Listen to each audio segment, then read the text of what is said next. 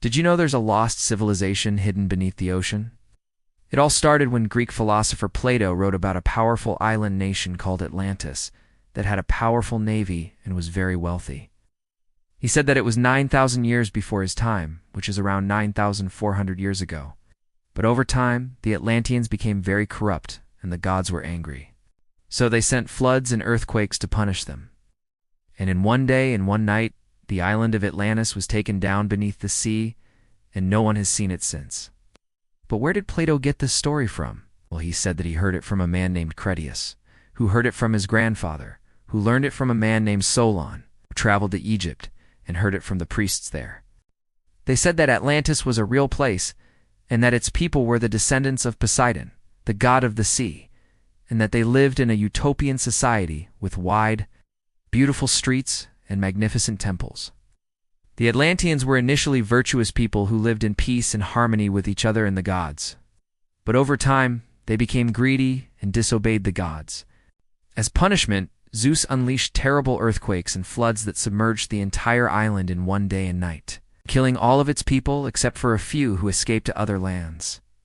There are many questions about Plato's story. For example, why would the gods destroy such a prosperous and advanced civilization? What happened to the people who lived there? Well, there are many theories out there. Some say that Plato made up the story as an allegory to teach people about virtue and hubris. He may have been inspired by the destruction of the Minoan civilization on Thera, now Santorini, when a massive volcanic eruption devastated the island around 1600 BCE. Other scholars believe that Atlantis was a real place, but not an island, but rather a region in the Mediterranean, or the Caribbean, or even Antarctica.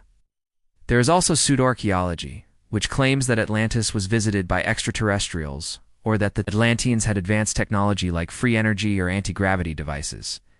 But none of these theories have any credible evidence to support them. In reality, all we know for sure is what Plato wrote, and that's not much to go on.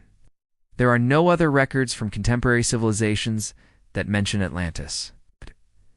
If it was real, why isn't there any evidence of it today?